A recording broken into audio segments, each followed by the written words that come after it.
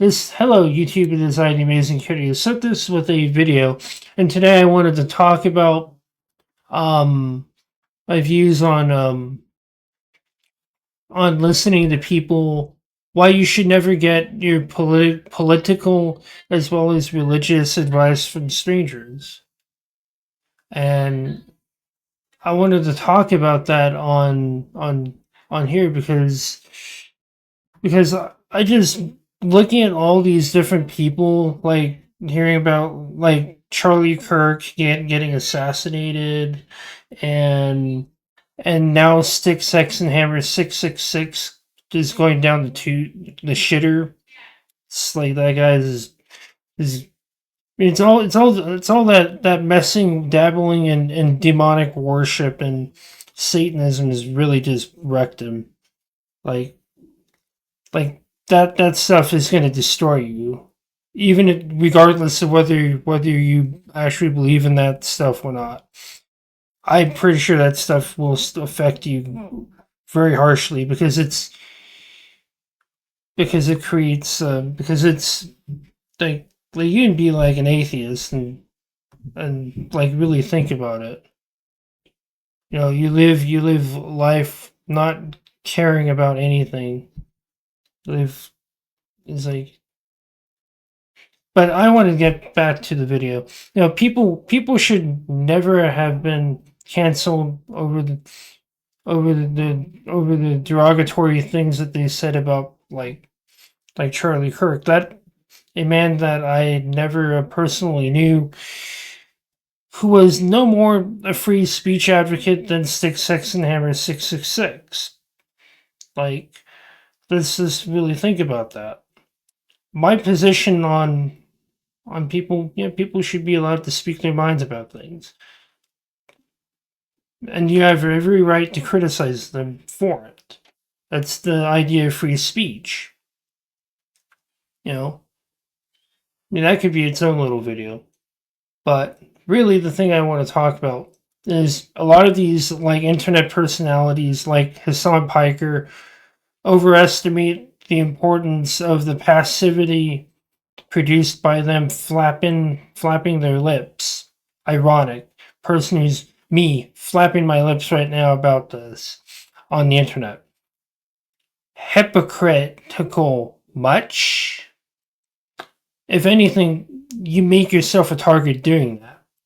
Like, people don't really think that talking, just putting your viewpoints out on the airwaves, oh, that'll never come back to me tenfold. That'll never get me into trouble, never get me hurt. You know, they believe in this idea of freedom of speech without consequence. That things won't come back to you and hit you in the ass one day. Now, the sad truth is that there are always consequences for everything that you do. It's like, and that's even I myself do this very thing that a lot of people do. It's like you should never take political advice from strangers on the internet. Wow. What amazing advice. Remember, when you listen to these personalities on the internet, just take the televangelists that we used to listen to that it doesn't matter which affiliations they have. It is good to remember that they're strangers, especially because you don't know who these people are. But he is saying things that I agree with. He's a right winger just like me. So you've traded your discernment for validation.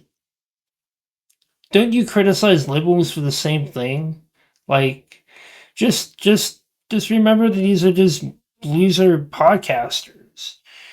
People like Matt Walsh don't need sick days because he sits on his ass all day. Recover from the next no meanwhile folks are working 40 plus hours, can't make ends meet, and can't sleep long enough to recover from the next day. You want to raise the age of retirement? Like, shut up, Ben Shapiro. Shut up, Matt Walsh. You know, another good example of like the losers that our parents used to listen to was back in the day was like Glenn Beck, like Glenn Beck, Sean Hannity, and Don Lemon, like all those people. Like it's wild that like Glenn Beck, for instance, posing as a cowboy. You know, Glenn Beck was stupid back in the 2000s, and especially with his tirades against violent video games. And in 2026, he is still stupid. I didn't see Mr. I didn't see these people serve in the military, nor did I see them be a firefighter, nor did I see them serve in the police force. It would be one thing if it were if they did that. At least Charlie Kirk had a family, which I can say that I kind of respect that about him. And it's kind of sad, and it's really sad that that his children will not get to know him as well. But you know, it's not like um it is not like he was a man of activity. It wasn't like any of these people that I've mentioned are men of activity. You know, they got famous for debating people, or at least people like Charlie Kirk and Steven Crowder got famous for debating young adults who have barely been out of like high school. You know, he was they have they were not that different from like other people in the right wing that have also done that. You know, it was it's always a one-sided debate, and it's like doesn't really give people time to think. You know, everything is just silly how all that has kind of become democratized, commodified, sanitized.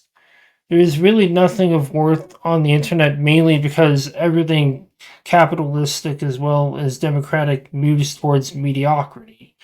So even the nature of debate has moved toward mediocrity, is moved towards ego,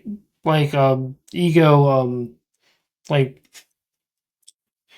propping up people's egos and stuff of that nature. And it's like, look at me, I'm woo woo woohoo, I'm I'm some big famous personality who becomes so famous that when he falls from grace, he falls so hard that he that he that he's now infamous. And this kind of goes back to the whole EDP 445 thing that I brought up in one of my previous videos and one of my more recent videos. Why you shouldn't be famous. Why I would say that's another thing you shouldn't want is to be famous. You shouldn't take political as well as religious advice from strangers on the internet. At least people that you haven't had a fair amount of interaction with, and you should not ever want to be famous because look at all these people. Look at how thou have fallen, O Lucifer, son of the morning. Look at how these people, like Styx in particular, how he has fallen from grace, and he's just like he had the hubris of Satan. Kind of yeah, that's kind of not surprising. A Satanist would have the hubris of Satan and just fall. Not really a religious, not really the most not a Christian, but still, I wouldn't take after like Satan like he did, because that just sounds like cringe, and that is an energy that I would not want to be associated with at all.